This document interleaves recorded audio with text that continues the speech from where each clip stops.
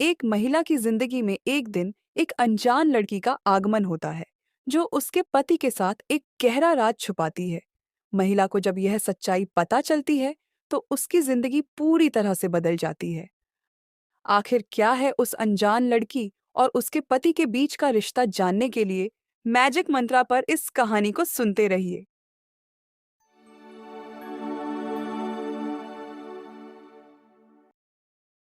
मैं अंजलि हूँ।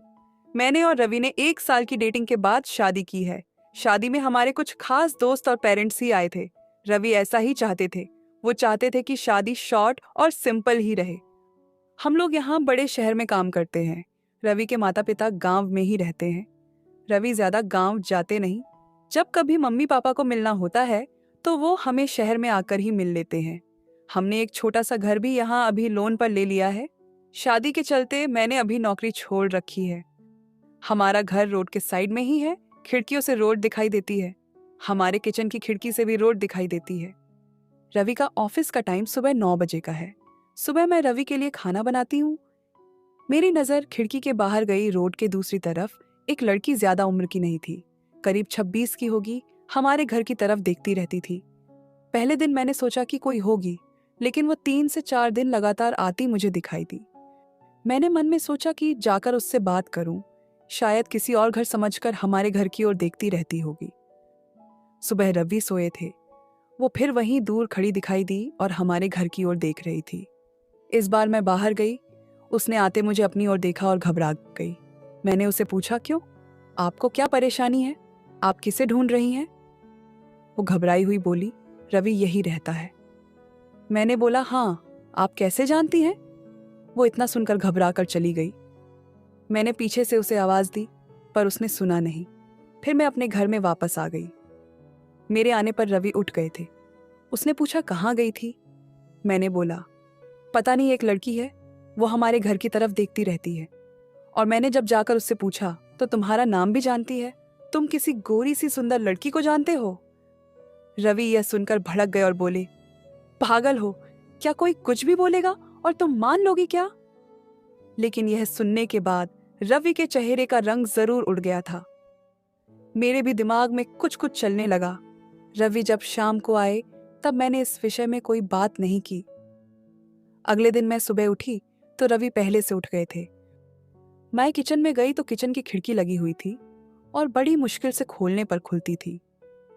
मैं कोशिश कर रही थी, लेकिन ऊपर वाली कुंडी मुझसे नहीं खुली। मैं हमेशा नीचे की कुंडी से खिड़की लगाती थी, लेकिन आज खिड़की की ऊपर वाली कुंडी भी लगी थी। मैंने कैसे भी कुंडी खोली और खिड़की खोली तो मैं देखकर हैरान रह गई। रवि उस लड़की से वहां जाकर उससे बात कर रहे थे। वो उस पर चिल्ला और गुस्सा हो रहे थे। लड़की रो रही थी और रवि ने उसे उंगली दिखाकर जाने को कहा। यह सब देखकर मैंने खिड़की बंद कर दी, ताकि रवि को लगे नहीं कि मैंने उसे यह करते देखा है। रवि फिर घर में आ गए। मैंने ऐसे जताया जैसे कि मैंने कुछ देखा ही नहीं है। अब मुझे ना जाने कैसे कैसे ख्याल आने लगे। रवि मुझसे क्या छिपा रहा है? मैंने रवि से शादी करके कोई गलती तो नहीं की? आखिर वो लड़की कौन है? और रवि उस पे इतना गुस्सा क्यों हो रहे थे? रवि के जाने के बाद मैंने रवि के सारे दोस्तों को, जिन्हें मैं भी जानती थी, उन्हें फोन किया, लेकिन किसी को भी उस लड़की के बारे में नहीं पता था। मेरी समझ नहीं आ रहा था कि क्या हो रहा है। रवि से पूछना चाहती थी, लेकिन मुझे पता था कि वो झूठ ही बोलेगा। उसके बाद मैंने उस लड़की को घर के आसपास नहीं देखा। ये सब सोचते सोचते मेरी तबीयत बिगड़ने लगी। रवि मुझे बोलता था कि क्या हुआ, अपना ख्याल रखो, डॉक्टर के पास जाओ, लेकिन अब मुझे उसकी बातें बिल्कुल अच्छी नहीं लग रही थी। एक दिन जब मेरी हालत ज्यादा खराब हुई, तो मैं ऑटो लेकर पास के बड़े अस्पताल गई। डॉक्टर से अपनी दवाई लेने के बाद मैं अस्पताल के पार्क में बैठी थी।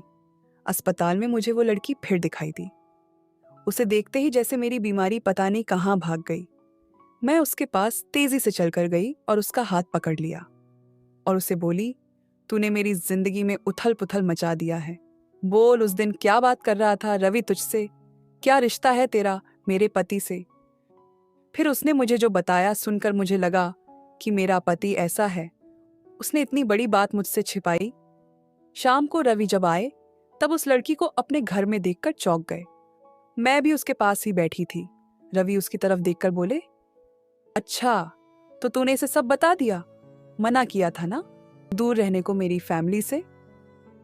मैंने बोला, रवि शर्म करो, तुम इतने कठोर हो, अपनी सगी बहन की मदद नहीं कर रहे हो। वो लड़की संध्या थी, रवि की सगी बहन। उसने अपने पसंद के लड़के से शादी कर ली थी, इसलिए रवि और उसके परिवार ने उससे सारे रिश्ते तोड़ दिए थे। रवि ने कहा कि मेरी कोई बहन नहीं है। मैंने कहा, इसका पति अस्पताल में है, इसे रुपयों की जरूरत है। बहन नहीं तो इंसानियत के नाते ही तुम्हें इसकी मदद करना चाहिए था। और अपनी पसंद की लड़की से शादी की तो तुमने भी की है, फिर जो नियम इसके लिए है तुम्हारे लिए क्यों नहीं है? मुझे पता होता तुम ऐसी सोच वाले हो तो मैं तुमसे कभी शादी नहीं करती। जिसको बहन आंसू नहीं पिघला सके, उस आदमी के सीने में दिल नहीं हो सकता। इतना कहकर मैंने अंदर से अपने सारे गहने लिए और संध्या के साथ जाने लगी। हमें जाते देख रवि फूट फूट कर रोने लगे। संध्या भी उन्हें देख रोने लगी। रोते हुए रवि बोले, हमने इसे बहुत प्यार दिया। पापा ने, मम्मी ने, मैंने रानी बनाकर रखा और ये ऐसे ही एक दिन बिना बताए घर से चली गई। हमारा प्यार तूने नहीं देखा, इसके लिए मैं रात भर रोया कि कहाँ होगी, कैसी होगी मेरी बहन। तब इसे भाई और पापा की याद नहीं आई। अरे मुझसे एक बार कहती तो कि तुझे क्या करना है, ऐसी ही चली गई थी ना, अब क्यों आई है? बहन भी बोली, भैया मुझे लगा आप लोग नहीं मानेंगे। उन दोनों भाई बहन को रोते देख मेरी आंखें भी भर आईं, पर आंसू के साथ जैसे सारे गीले शिकवे खत्म हो गए। वो खुद अस्पताल गए संध्या के साथ। मम्मी पापा को भी बुलाया। दोनों ने बेटी को बड़े प्यार से गले लगा लिया।